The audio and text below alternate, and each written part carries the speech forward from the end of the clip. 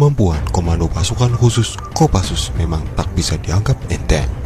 Pasalnya, pasukan Baret Merah itu menjadi salah satu pasukan elit yang paling berbahaya. Salah satu prestasi Kopassus adalah berhasil mengalahkan pemberontak Kongo. Strategi Kopassus kalahkan ribuan pemberontak Kongo menunjukkan kecerdikan pasukan Baret Merah andalan TNI. Kopassus kala itu hanya menggunakan strategi sederhana yang membuat ribuan pemberontak Kongo menyerah tanpa adanya baku tembak. Kesuksesan misi Kopassus kala itu menunjukkan jika Kopassus tak hanya ahli dalam bertempur, tapi juga ahli dalam mengatur strategi. Kopassus saat itu jadi bagian dari kontingen Garuda III di Kongo 1962 sampai 1963. Kala itu, Kongo telah dilanda konflik mencekam akibat adanya pemberontak. Suatu ketika, markas pasukan Garuda III diserang para pemberontak yang merasa terusik terhadap kehadiran pasukan Garuda III. Markas Garuda III yang hanya dihuni 300 orang diserang secara tiba-tiba oleh sekitar 2000 pemberontak. Baku tembak yang cukup sengit membuat sejumlah pasukan Garuda III mengalami cedera ringan. Menjelang subuh, para pemberontak pun menghentikan serangannya.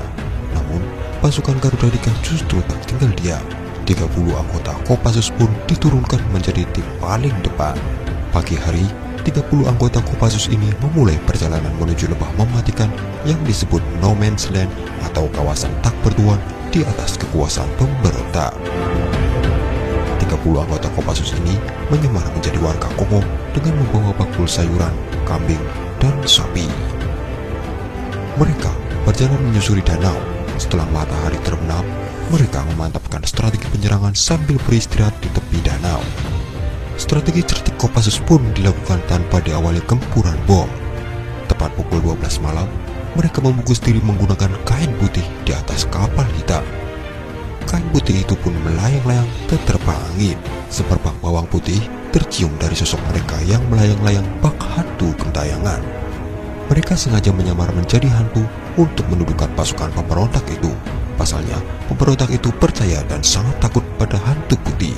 Hal itulah yang dimanfaatkan anggota Kopassus untuk memberikan serangan ampuh. Terbukti, saat hantu putih itu mendekat menerobos pintu masuk, para pemberontak gemetar ketakutan.